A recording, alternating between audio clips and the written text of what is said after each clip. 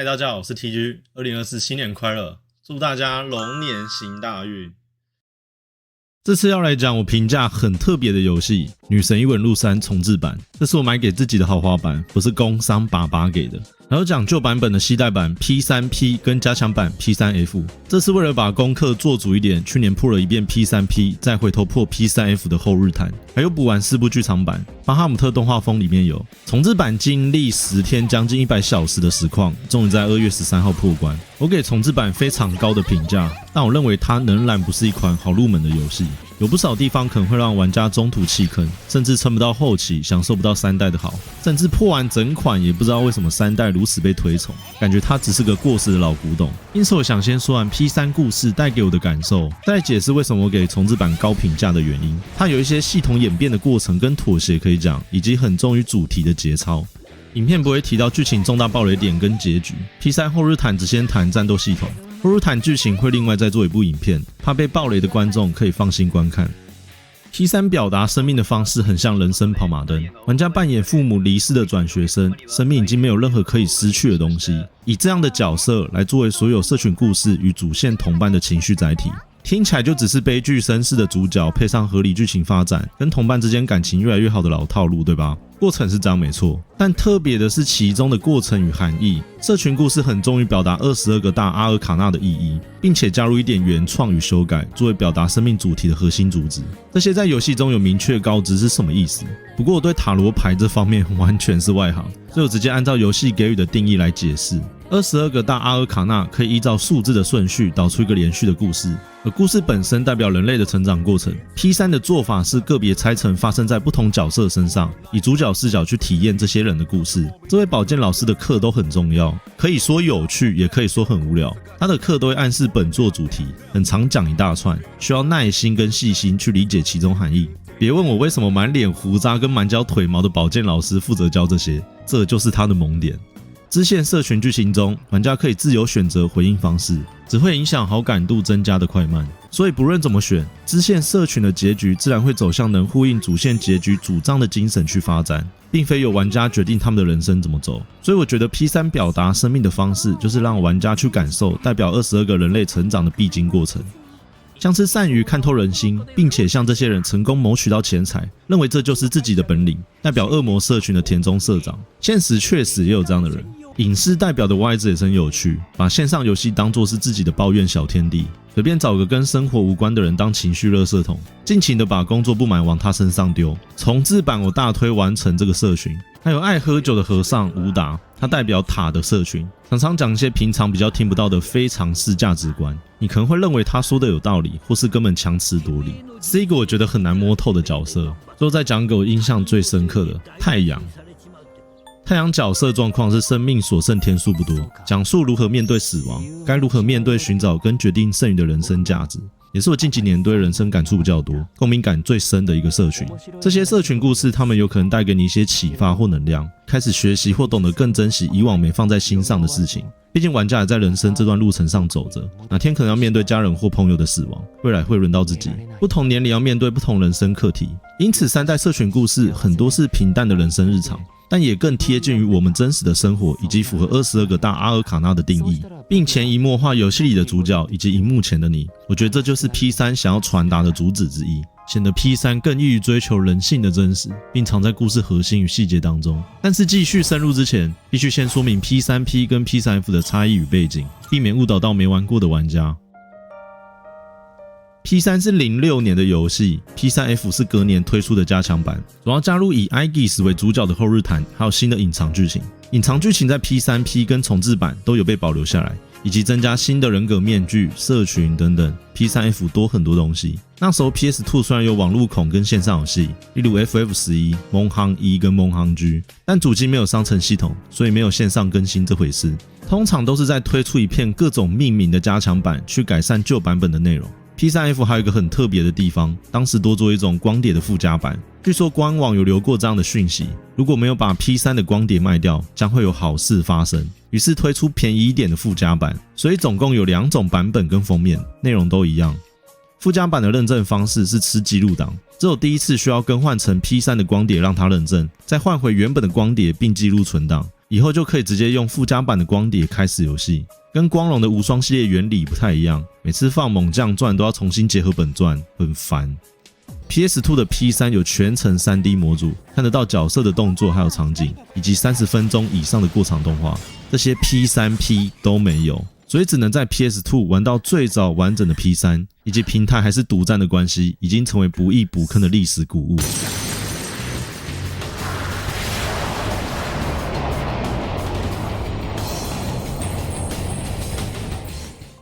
接下来到了09年推出的 PSP 加强版 P3P， 光碟媒体采用 UMD 规格，单面只能容纳 900MB 的容量，因此删掉几乎所有 3D 模组跟过场动画，改成用移动游标的方式去跟图片上的人物和场景互动，变得很像恋爱养成游戏的方式。本片内容跟 P3F 大致相同。P3P 最大的卖点是多一条女主角线，没有收入后日谈，不过系统做了一些大改动，其中最重要的是战斗可以自己决定每个人的行动。P3 跟 P3F 不行控制同伴，全程战斗无法决定同伴行动，玩家只能控制主角。所以当我破完 P3P 再补 P3F， 我每天打开 P3F 都在心心念念 P3P 的好。战斗过程实在发生太多鸟事。哦，干，不要闹。所以 P3F 版的本片游玩时间估计会更长，怕没时间更新频道，还有实况中途被观众爆雷，所以最后只有补完 P3P 的本片跟 P3F 的后日谈，以后有时间再破女主角线跟 P3F 本片。P4G 跟其他女神异闻录系列也是打算私底下玩就好，怕实况被爆雷。P3F 跟 P3P 的差异大约是这样。所以我从 P5 入坑女神异闻录系列，回头补 P3P 跟 P3F， 有不少让我很冲击的地方跟设计，尤其是团队相处过程以及社群跟系统，这些与重制版的氛围不太一样。首先是3代同伴组成的理由很简单，这些人能在晚上12点过后适应饮食间，因此才并肩作战消灭阴影，没有其他人选，同时也在寻找。住在同一栋宿舍主要是为了方便作战，但是这种交集点在现在游戏来说通常会被拿来作为同伴互相加温的关键点，但3代不是，反而前期给我一种这是很薄弱的交集，很多时候都是公事公办，晚上完全没有任何互动跟交流，连交谈都是很冷漠的闲话，就连快要考试也不会有人约你读书，只会跟你加油，真的很像现实中的相处模式。各自想保有自己的时间跟想做的事，通常没有要找你的意思。想要跟这些人产生交集的机会，只能等到特定日期发生一些事件才有新的契机。所以主线剧情有很慢热的问题，也变成是中后期的铺陈。听全语音的速度大概要20小时才能进入到核心。在那之前只能靠社群故事撑场，所以中后期精彩的地方也不是现在市场普遍会喜欢的类型。当这种被命运凑成的团队彼此产生嫌隙，这些角色怎么面对？这是我后来补坑之后觉得最精彩的地方。P3 发售之前就有 FF10、深渊传奇、王国之心2、新鬼武者这些主流神作，相比之下 P3 的慢节奏跟题材显得特别异色。所以当这些过程跟剧情累积起来，最后被 P3 神曲 Kimi no Kyoku 转化为一种心头暖暖的感觉，结局给我很强的后劲。它不是主打大风大浪的剧情，而是过程留下来的余韵，我认为这是3代很独特的味道，目前还没有玩过有类似感受的游戏。然后再来提很特别的社群系统跟装备方式，跟社群异性好到一定程度会自动变成交往关系，之后再跟其他异性交流会降低好感度，甚至有些选项选错，塔罗牌还会变成交恶的逆位，需要花更多时间去修补关系。P3P 有为了改善玩家的游戏体验，已经做了一些降低难度的优化。后来再去网络上看看 P3 本传的社群细节，更是让我惊讶。每个恋人关系还有分手的可能，象征友谊的社群卡片直接切2半。太久没去找对方也会出问题，变成逆位或不高兴的样子。社群系统有很多很讲究的细节。补 P3F 的时候帮人换装备的方式也有吓到，意外超级讲究。没办法从暂停选单帮别人换装备，而是要跟他对话，选择观看状态跟装备，再帮他选装备。包括人格面具的状态也只能从这边看，换完装备最后跟你说声谢谢。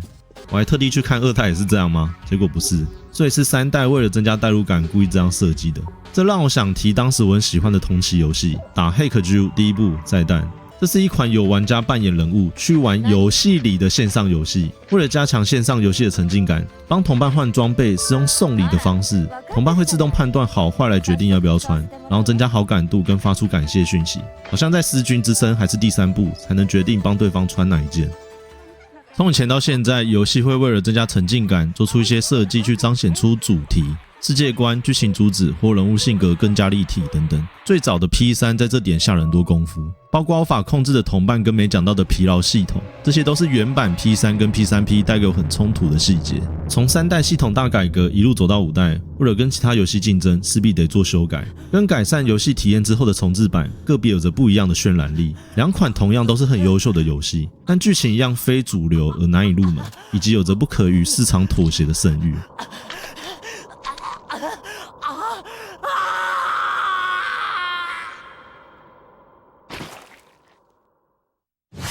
接下来讲 P3 最劝退的设计塔尔塔罗斯，这是整个游戏唯一能自由攻略的地方，因为外观跟楼层数高到让人很痛苦的关系，一般俗称爬塔。不断的找宝箱，然后打怪，找出楼梯上楼，就这样子重复的迷宫，结构乱数生成，过10几层楼换个背景，道中跟主线剧情完全没什么联系感，也没有其他任何要素。社群等级提升只是很单纯的增加制作人格面具得到的额外经验值，帮助你爬塔更顺利一点而已。每隔一段周期会开放楼层上限，所以主要乐趣跟成就建立在尽可能一天爬到终点，获得更多时间去冲刺社群跟能力。说完了，这就是爬塔。接下来终于进入重制版的内容，前面讲了很多衬托剧情的细节，这些在重制版大部分被改掉了。原本孤独寂寞的夜晚被塞满新事件去热络大家的感情，同时也会让同伴得到新能力，像是尤加利可以减少恢复技能消耗的 SP， 很多超破格的被动能力都藏在这里，回馈超级高，建议一定要完成。考试前也多了读书会，还有重画的新例会，配上一样的台词，也有不一样的感觉。尤其是尤加利，我觉得差最多。原本的他看了都是会讨厌的表情，新例会直接变新垣结衣，他的情绪外泄会觉得好像收敛很多，这些都是可以接受的新增跟修改，只是冷漠感没有原版这么强烈，不影响到整体主线的主旨。然后还有很重要的复制技能卡，原版是5天只能复制1张，重制版改成每天复制1张。这是3代最强最无脑的培养手段，商店跟任务都拿得到很好用的技能卡，记得要使用前要留一张当复制的底。养出暴力的人格面具绝对比 P5R 还要简单，社群系统也简化很多，逆位的设计还在，没有分手跟麻烦的异性关系。主线有加一点点新剧情，白天的部分大约是这样，还有很多小修改就不一一列举。接下来讲爬塔，这是我最意外，我最后还是决定给它好玩的评价，大概要归功于白天说的那些新要素，把它丰富了不少。迷宫一样还是一成不变的结构，配上无止境的战斗跟开宝箱。原本对它的期望是减少楼层，提高获得经验值，加快爬塔节奏，但重制版没有这样做，依然是采取加入新要素的做法，加入蛮多好东西跟加分的修改，一个一个来说明。最重大的是人格面具改成可以自选继承技能，以前很白痴，要一直取消再决定，直到满意的继承为止，超级浪费时间。然后有非常多的功能，大概都放在80楼左右才开放。以前没上场的角色没有经验值，重制版一样没有。这是开放一口气拉高2位队友的机制，透过一直开启上锁的宝箱去重复触发。然后因为跟大时钟讲话，所以都叫它大时钟。这个有另外一种用法，在稍后的攻略建议会说怎么用更有效。再来是新系统降神，简单来说就是大绝招，卖点是可以无视耐性。主角的降神都是以前的合体技，可惜有砍招没有全放。主角的威力特别夸张，可以秒杀特定楼层的守门员，爬塔地狱变成爬塔爽片的罪魁祸首。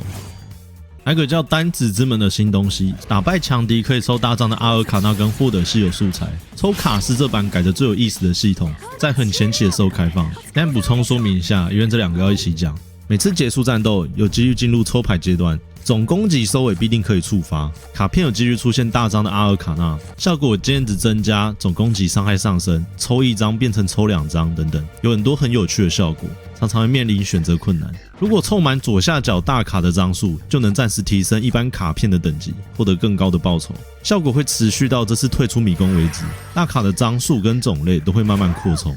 所以如果很计较等级跟打怪 CP 值的话，可以凑满大卡再开始往上爬。从去过的楼层找出随机生成的单子之门是最快的方法。不过以这代难度来说，它不是必要的手段，但是它非常有趣，尤其是得到更多效果很强的大卡，反而会很期待下一次爬塔的收获。抽到想要的技能卡更开心，像蓄力还是专心致志这种鬼东西。大概80楼开始比较有趣。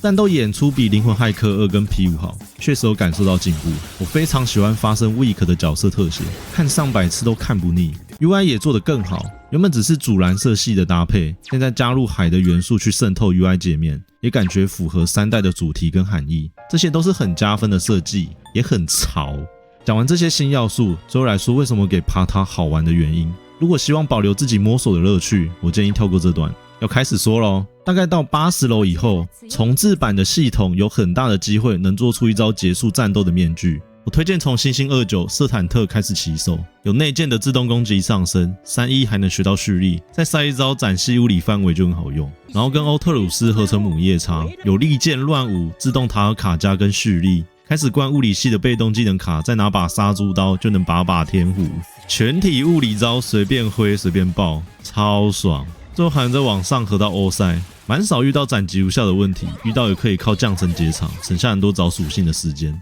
所以爬塔同时多了第2个目标，1天完成，以及做出很强的特化型面具。大概到了中后期，我觉得可以尝试看看主角1人爬塔，这有很多好处。被队伍均分掉的经验值会变成主角独占，所以能快速升级，做出更强的面具，甚至有机会在1周目完成全书。同伴的等级再用大时钟拉起来，这样等于获得4倍的经验值。我不确定是不是这代才有的体验，总之我也很建议做做看。所以多了第3个目标，主角在破关前要强到能1人爬塔。当你完成这3件事之后，差不多就进入 End Game 阶段了。接下来完成1件事，就真的没事了。降神要先学会哈米吉多顿，开放条件是合成出路西菲尔跟撒旦，然后随便找一层龙待着，等死神出来，用哈米吉多顿直接结束战斗，就这样一直重复，直接升到99级。所以 P3R 的爬塔是很爽快的过程，养成更紧凑，回馈更高，比原版的体验好非常多。所以大概能理解为什么要保持原有的楼层，这一部分我后来没扣分。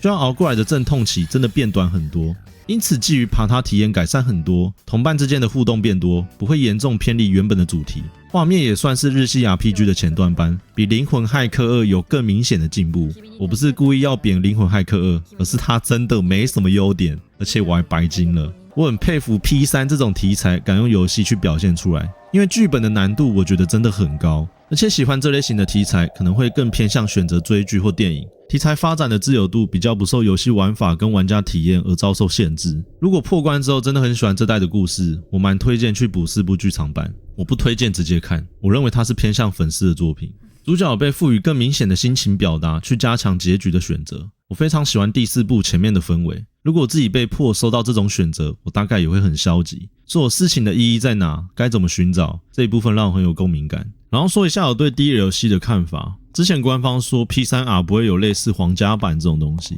我个人是有点乐观的态度看待，因为后日谈跟女主角线他们不是介入原有剧情的游戏内容，所以理应是要以 DLC 的形式推出。P3R 本身内容确实也够多够丰富了，如果我是做游戏的，我也不会想吃做太满只能收1次钱，甚至做太多还赔钱。以将近快100小时内容来说，真的很多了。如果要出，感觉顶多也是收纳全部 DLC 的年度版。如果 P3R 还是有皇家版这种鬼东西，我就认了，也有可能对这家的印象就定下来了。然后还有前几天的真女神转生5完全版，我自己是还没玩，所以不好评论。在日本那边似乎烧得很严重。我觉得观感差的关键是，听说真女神转生5似乎是个半成品。我只觉得内容如果真的是半成品，再故意弄个完全版去补齐内容，那真的难怪会被烧。对于近期完全版跟 DLC 的看法就这样子。然后 Game Pass 玩得到 P3R， 还有灵魂骇客2，每个月200，推荐一下。希望微软爸爸有看到我。这部影片文案因为攸关生命的议题以及女神异闻录3是很难评价的游戏。